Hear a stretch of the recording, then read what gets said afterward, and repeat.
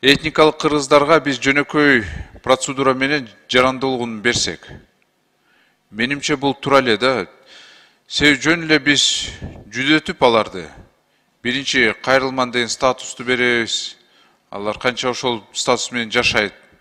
А мына ошол эле кезде, карабайсыңарбы, ошол эле кезде Россиялык жарандар келип бул жерде 300 000 рубльге мына кер компаниялар рекламаны кылып атышат да. Биздин жарандылыгын алышат. Бул турабы же тура эмеспи? Давайте биз бир положение мындай кылайлычы. Кыргыз болсо, кыргыз паспортун алсын. А эмнеге биз Россиялык жарандарга ушундай жөнөкөй процедура? Мен каршы эмесмин, кылыш керек. Бирок теңсиздик болуп атпайбы бул жерде? Өзүбүз кыргыздарга бере албай жарандылыгын. Башка иностранецтерге биз билбейм, коррупция аркылуу кандай ишилип берилет. Бирок компаниялар рекламаны кылып атышат. Кыргыз жарандылыгын биз 6-7 ай ичинде беребиз деп.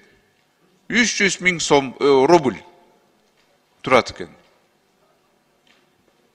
Тура эмес да, урматтуу депутаттар. Ошондуктан концептуалдуу биз бир пикирге келсек, мына президент менен бир чогумдай кеңешип ошол боюнча. Себеби андай болбош керек.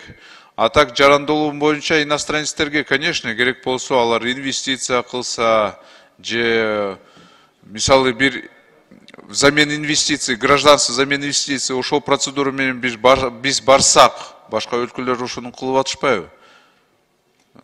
Тура эле болмок да, урматтуу депутаттар.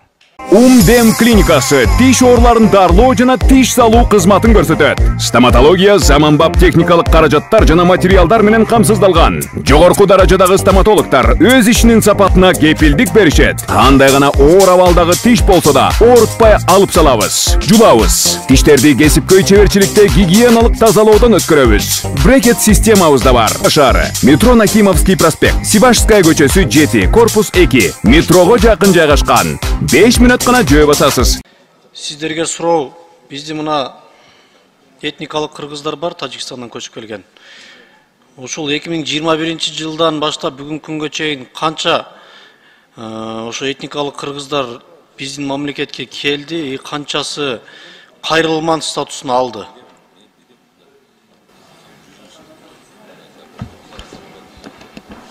Саламатсыздарбы?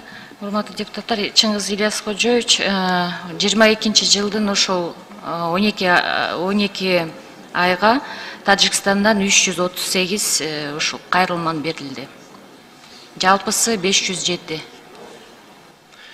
Бул 2022 жылдын эсебинен. 2021-чи? 2021 292. Өзүңүздөргө белгилүү болгондой, мына бизде жана чек арада жанжал чыккандан кийин көптөгөн ал жакта биздин кыргыз бир туугандарыбыз келип атат. Ошол этникалык кыргыздарга кандай колдоо көрсөтүп атасыздар сиздер бүгүнкү күндө? Кыргыз жарандарында эле бардык укуктарга ээ. Биринчи иретте бул иш менен камсыз болуу, мисалы ишке орноштуруу боюнча 174 адам кайрылган, анын ичинен 74 ошол иш менен камсыз болду. Мындан тышкары жөлөк пул алышат, балдарына 197 бала алат, пенсия алат, ошондой эле жер участкалары, медициналык кызматтарды, окутуулар жана жалпы мектептерде, ошондой эле вуздарда и анан трудоустройство бардык биздин кыргыз жарандарында кандай кызматтар көрсөтүлсө, социалдык ошондой кызматтар көрсөтүлөт. Канчасы жарандык алды бүгүнкү күндө бизде? Бүгүнкү күндө жалпы 6048 адам, а Тажикстандан болсо 3859. Эми мындайда сиздер Айыл чарба министрлиги менен, башка министрликтер менен биргеликте жумуш алып барып, ошол биздин бир жарандыкты алган бир туугандарыбызга жер тилкелерин беришибиз керек. Шарттарды түзүп беришибиз керек. Кийинки суроо, мына ушул Тажикстандан чыгып келген этникалык кыргыздарды памирлик кыргыздарга теңеп турак жай менен камсыз кылуу маселесин чечсе болобу? Ооба, бизде бүгүнкү күндө ошол Оғанстандан келген Кыргызстандарда 125 памирлик кыргыздар жашайт. Бул көбүнчө Ош областынын Алай районунда, Талды суу айылында. 2019 жылы ошол 20 миллион сомго 11 үй курулган. Азыркы убакта болсо ошо чоң Алайда дагы ушул жылдын биринчи кварталына дагы үй куруп берүү маселеси караштырылып атат. Мындан тышкары биздин кабинет министрлеринин токтому кабыл алынган 30 июнда ушул программа бекитилген. Программанын негизинде биз биринчи маселе ушул баягы үй куруп берүү. Андан кийин ошол бюджетте 244 миллион сом каралды. 30 миллион сом каралды, жалпы бюджет 244 миллион сом. Азыр ошол боюнча иштер бизде жүрүп жатат. Ошондо биздин Тажикстандан чыккан этникалык кыргыздарга үй салып бересиздерби? Азыр биз кабинет министрлеринин буйругун чыгарып атабыз. Буйрулса ушул жылда башталат үй куруп берүү маселеси. Эми ал адамдардын дагы укугун тебелеп койбош керек да, памирлик кыргыздар менен теңеп ошол адамдарга дагы турак жай менен камсыз кылып беришибиз керек. Туурабы? Ооба, туура айтасыз. Ошол боюнча бир иш алып барып туруп өзүнчө мага бир маалымат берип коюңуздар. Рахмат. Рахмат. Рахмат. Суроо берүү үчүн сөз Токтошов Эмин Токтокуловичке берилет. Рахмат. Бул мыйзамды мен колдойм, колдош керек. Себеби бизден этникалык кыргыздарга сөз биз борубузду тосуп жылы мамиле кылыш керек, шарт түзүп бериш керек. Мага эмгек социалдык камсыздоо жана миграция министринин өкүлү айтыңызчы, азыр этникалык кыргыздар келсе Кыргызстанга паспорт жаранды алыш үчүн кандай процедурадан өтөт? Канча убакыт кетет?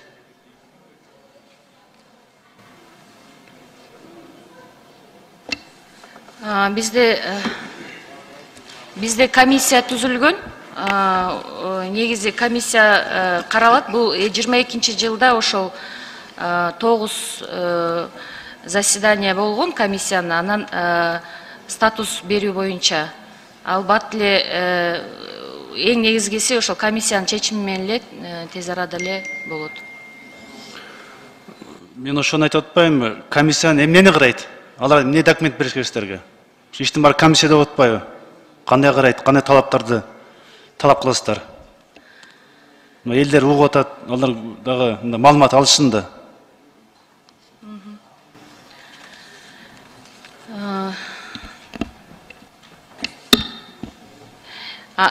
Жарандар негизгиси эле ошол баягы документтер биздикиндей эле тез арада эле азыр паспортты цондон алып атпай эле ошондой эле буларга деле каралат. Бирок бул баягы мен комиссиянын айтканым жана эме боюнча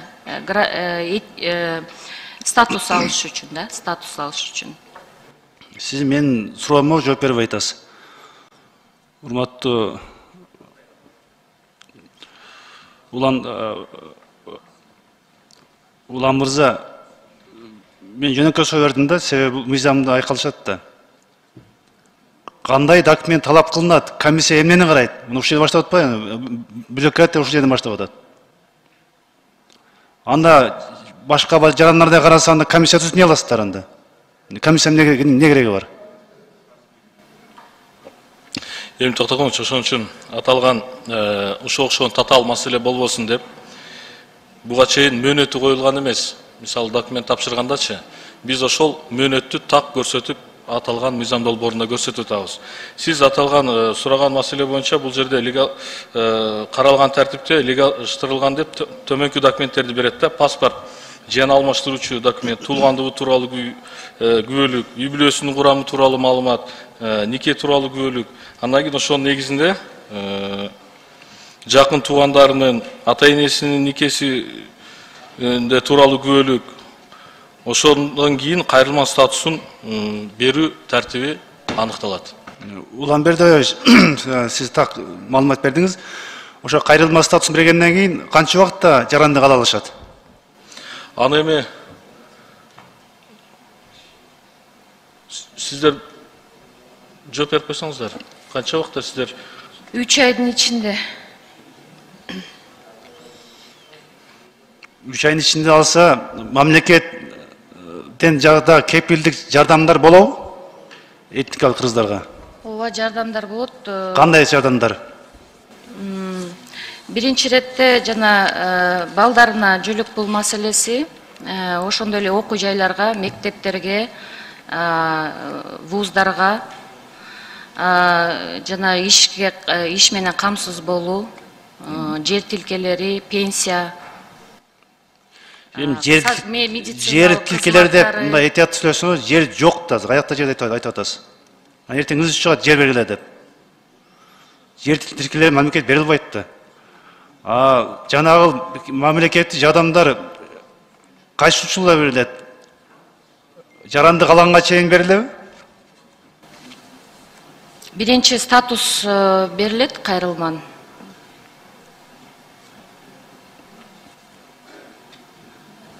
Статусу берилет, андан кийин ошол гражданство биздин жарандуулук Кыргыз Республикасынын. Ошол статусту алганда кайрылман деген жеңилдиктерди ала алат, туурабы? Ооба, статус кайрылман ошо биздин жарандардай эле баардык кызматтарды алышат. Азыр канча арыз түштү сиздерге ошо кайрылман статусун алабыз деп? Канча кайрылуу бар?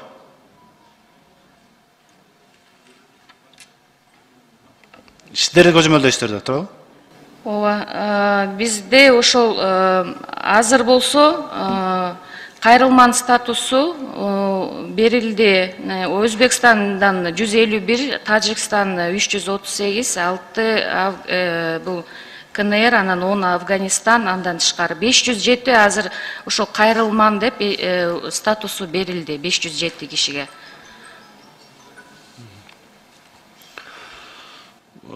Улан Бердоевич, бул мыйзамды колдойбуз. Экинчи окууда биз да ошо мөөнөттөр боюнча сунуштарды берели. Себеби бир мыйзам менен баардыгынын шартын түзүп берели. Бул өзү көйгөй көп маселе, билесиздер. Ошондон муну колдойм. Рахмат.